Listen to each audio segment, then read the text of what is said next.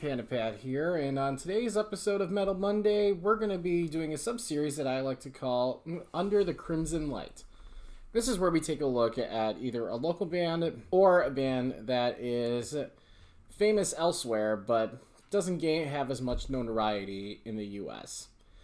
Would have called it Under the Black Light just because it's a metal topic, but then we would have to remove all the semen that can be traced. Today's episode, we're going to be taking a look at the Finnish melodic death metal band Eternal Tears of Sorrow. So Eternal Tears of Sorrow was formed in Finland in 1994 by... Oh god, I'm going to be butchering these names, I apologize. By Jarmo Puolakanaho, Alti Velatanian, and Ali-Pekka Toro, after their previous band, Andromeda, had come and gone. They recorded a few demos from time to time, but it wasn't until 1997 that the band would finally release their first album, Sinner's Serenade.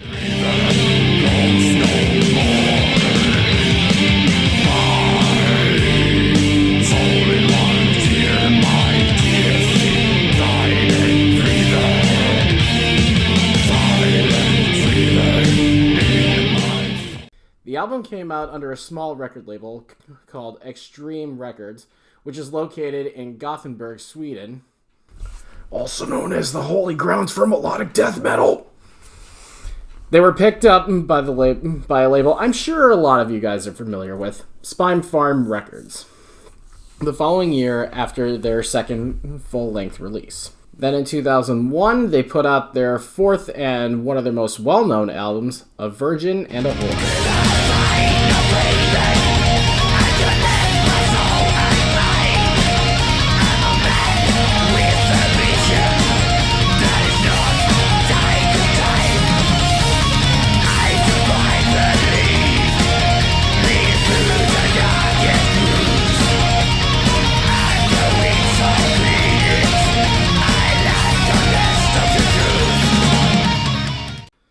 This album not only put them on a top pedestal in their home country's top 40, but also gave them the opportunity to do one of their first tours with Nightwish and Synergy. Unfortunately, 2 years later, they went on a hiatus. But then came back strong in 2005 and put out an album that introduced me to the band in the first place, Before the Bleeding Sun in 2006.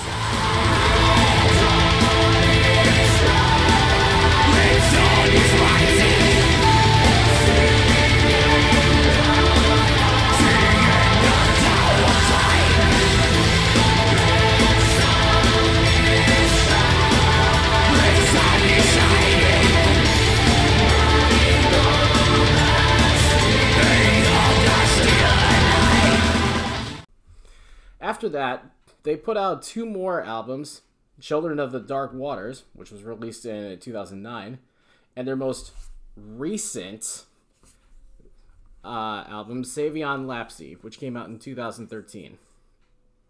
Oh, Jesus. This album's old. I remember it came out just like yesterday.